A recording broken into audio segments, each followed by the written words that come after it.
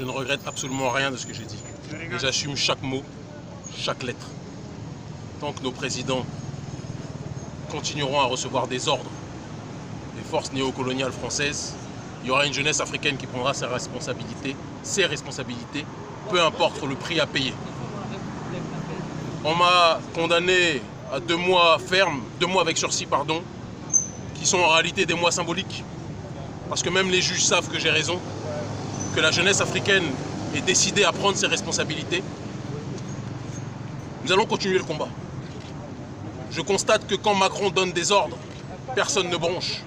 Mais quand la jeunesse africaine demande à nos parents de prendre leurs responsabilités, il est plus facile d'attaquer la jeunesse africaine que d'attaquer évidemment l'oligarchie française. Cela ne nous arrêtera pas. Je l'ai dit, la prison ne nous arrêtera jamais. La mort non plus. Nous le faisons en l'honneur de nos ancêtres. Je remercie mon avocat qui a fait son devoir avec dignité. Je pense avoir exprimé durant ce procès la pensée d'un certain nombre de gens. Nous réfléchirons sur l'opportunité de faire appel. Mais j'ai envie de dire aux autorités, à nos présidents que la prochaine fois, il faut qu'ils réfléchissent à 2 fois avant de nous arrêter de cette façon. Parce que nous avions déjà été grandement entendus lors de la conférence. Mais en nous persécutant de la sorte, on a entendu 10 fois, voire 100 fois plus par la jeunesse africaine.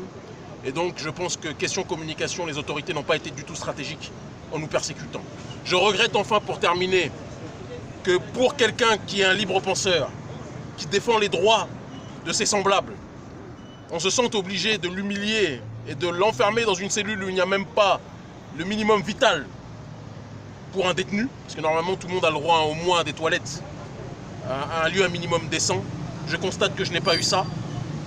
Et pour conclure, je dirais à certaines personnes qui ont crié victoire trop tôt, qui se réjouissaient de notre arrestation, je ne vais pas citer le nom d'un certain Ismaël, il se reconnaîtra, et de certaines personnalités, mais il faut qu'ils sachent que l'histoire va dans notre sens aujourd'hui, que la jeunesse africaine n'est plus décidée à se laisser marcher dessus.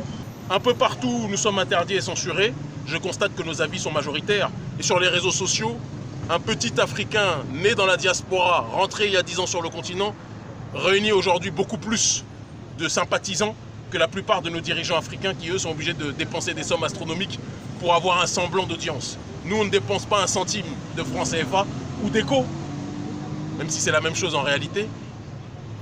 Pour avoir une audience, les gens nous entendent parce qu'ils savent que le message que nous donnons, que nous transmettons, est un message de dignité, un message de sincérité et que nous irons au bout. Ce n'est pas le combat de Kémy Séba, je tiens à le préciser, parce qu'on a essayé de personnaliser la thématique. C'est le combat d'une jeunesse africaine et diasporique, parce que dans les Caraïbes aussi, ils se sentent colonisés, qui en a marre qu'au XXIe siècle, on nous parle des droits de l'homme, mais que nous soyons toujours colonisés. On a parlé du franc CFA au départ, l'intelligentsia africaine nous a considérés comme des fous, comme des populistes. Ils se sont moqués de nous. Aujourd'hui, les mêmes qui se moquaient de nous sont obligés de prononcer face caméra à côté de Macron qu'il faut changer en partie, pour nous ce n'est pas suffisant, mais changer en partie le franc CFA. C'est parce que nous avons mis la main dans le cambouis qu'on en est arrivé là. La prochaine étape, c'est de continuer bien sûr à dénoncer, parce que l'écho est un simulacre, mais de dénoncer la présence néocoloniale française en Afrique via les bases militaires et dénoncer aussi la malgouvernance de nos dirigeants.